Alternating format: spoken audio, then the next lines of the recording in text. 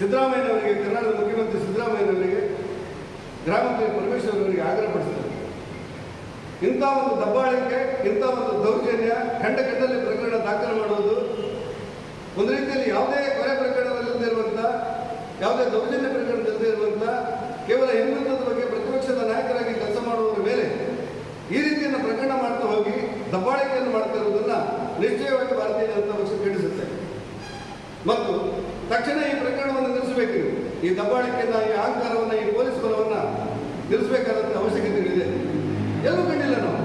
ಮನೆ ಎದುರುಗಡೆ ನಿಂತು ಪೊಲೀಸ್ ಅಧಿಕಾರಿಗಳ ಜೊತೆಯಲ್ಲಿ ಯಾರೊಬ್ಬ ಯುವಕನನ್ನು ಅವನು ಕೆಂಪು ಶಾಲೆ ಹಾಕಿದ್ದಾನೆ ಅನ್ನೋ ಕಾರಣಕ್ಕೋಸ್ಕರ ಅವನ GPS ಮಾಡಿ ನೀನು ಹೊರಗೋದ್ರೆ ಜಾಗ್ರತೆ ಅಂತ ಹೇಳಿ ಈ ರೀತಿ ವಾತಾವರಣವನ್ನು ಭಯೋತ್ಪಾದನೆ ಮಾಡೋದು ಕರ್ನಾಟಕ ಇತಿಹಾಸದಲ್ಲಿ ನಾವೆಲ್ಲೂ ಕಂಡಿಲ್ಲ.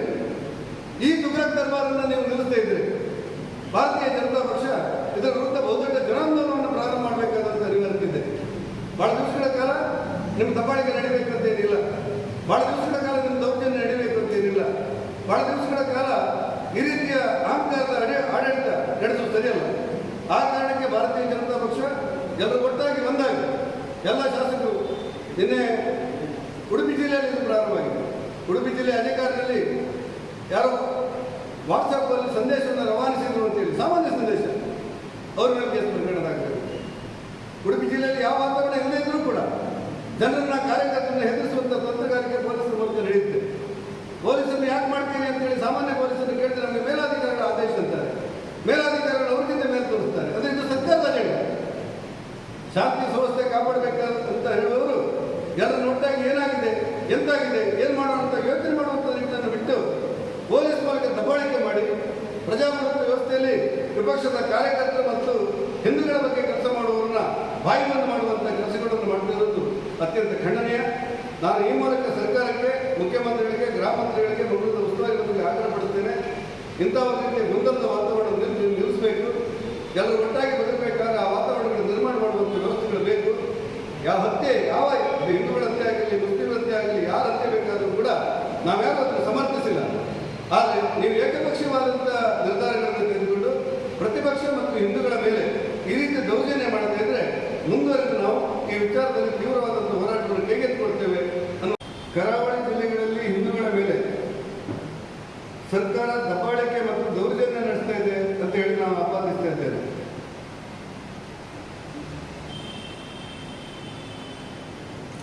ಕರ್ನಾಟಕ ರಾಜ್ಯದಲ್ಲಿ ನಡೀತಿರುವಂಥ ವಿದ್ಯಮಾನಗಳು ಯಾವ ರೀತಿ ಇದೆ ಅಂದರೆ, 17ನೇ ಶತಮಾನದಲ್ಲಿ ಔರಂಗಜೇಬನ ಕಾಲದಲ್ಲಿ ಹಿಂದೂಗಳು ಬದುಕಬೇಕಾದ್ರೆ ತಲೆಗಂದಾಯ ಕೊಡಬೇಕಾಗಿತ್ತಂತೆ. ಔರಂಗಜೇಬನ ಕಾಲದಲ್ಲಿ ಹಿಂದೂಗಳು ಬದುಕಬೇಕಾದ್ರೆ ತಲೆಗಂದಾಯ ಕೊಡಬೇಕಿತ್ತಂತೆ. ಅದನ್ನು ತುಘಲಕ್ ದರ್ಬಾರ್ ಅಂತ ಕರೀತಾ ಇದ್ದಾರೆ. ಪ್ರಸ್ತುತ ಇವತ್ತಿನ ಕಾಂಗ್ರೆಸ್ ಸರ್ಕಾರದಲ್ಲಿ ಹಿಂದೂಗಳನ್ನು 2ನೇ ದರ್ಜೆ ಪ್ರಜೆಗಳಾಗಿ ಕಾಣುವಂಥ ಎಲ್ಲ ವಾತಾವರಣಗಳು ಮತ್ತು ಆತಂಕಗಳು ಜನಸಾಮಾನ್ಯರನ್ನು ಕಾಡ್ತಾ ಇದ್ದಾರೆ. ರಾಜಕೀಯ ಕಾರಣಗಳಿಗೋಸ್ಕರ ಮತ್ತು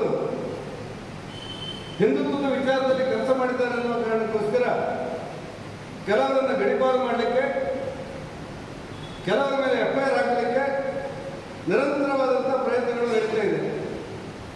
ನೇರವಾಗಿ ಕರಾವಳಿ ಜಿಲ್ಲೆಯ ಪೊಲೀಸರ ಮೂಲಕ ಸಿದ್ದರಾಮಯ್ಯನವರ ಸರ್ಕಾರ ಈ ವಿದ್ಯಮಾನಕ್ಕೆ ಮತ್ತು ಈ ಚಟುವಟಿಕೆಗೆ ಕಾರಣ ಆಗ್ತಾ ಇದೆ.